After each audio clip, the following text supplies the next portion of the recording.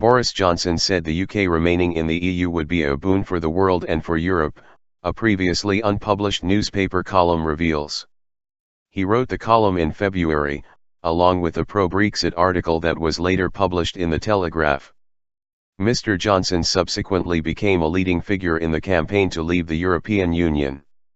The Sunday Times has published the pro-Remain column, which it says Mr. Johnson wrote to clarify his thoughts.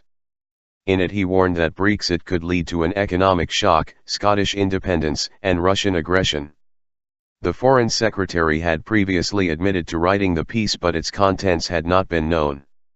The Sunday Times says he first wrote an article arguing the case to leave the EU, then wrote the pro-Remain piece as a way of clarifying his thoughts, before composing a final article for publication backing Brexit. Economic shock. Mr. Johnson this week insisted the UK could get a trade deal that was of greater value to the economy than access to the EU single market, which he described as an increasingly useless concept. But in the pro-EU article, revealed in a new book by Sunday Times political editor Tim Shipman, All Out War, he supported membership of the Free Trade Zone. This is a market on our doorstep, ready for further exploitation by British firms, Mr. Johnson wrote.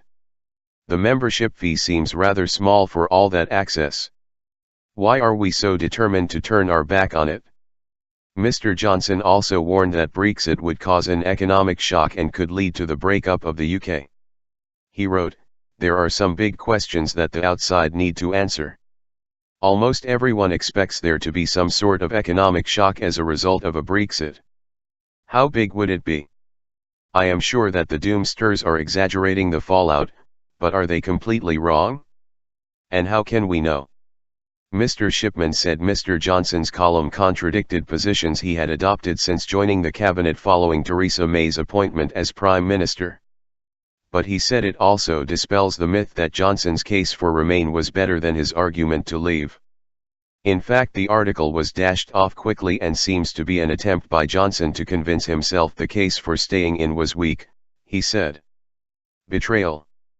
Leave campaigners say pre-referendum forecasts of an immediate economic shock have failed to materialize, although critics of the Brexit vote point to the fall in the value of the pound against the dollar and the euro as evidence. Former Deputy Prime Minister Nick Clegg, who supported a Remain vote, suggested Mr. Johnson and other opportunists and chancers backing Brexit had lied to the British people during the referendum campaign about the economic impact of Brexit. "If I was a Brexit voter, I would feel increasingly betrayed that I voted in the belief that all these Brexiteers knew what they were doing," he told the BBC's Andrew Marr.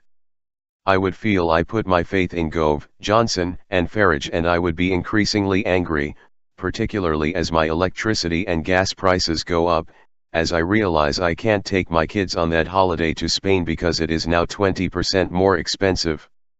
I would be increasingly angry that these people, months after the referendum, still won't come clean about what they mean by Brexit."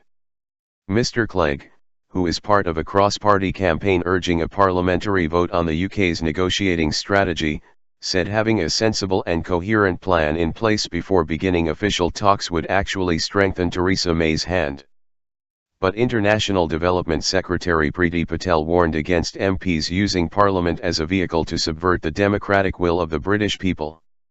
She told Andrew Marr that MPs were already debating the government's strategy on a daily basis, pointing to two statements made by ministers during the past week.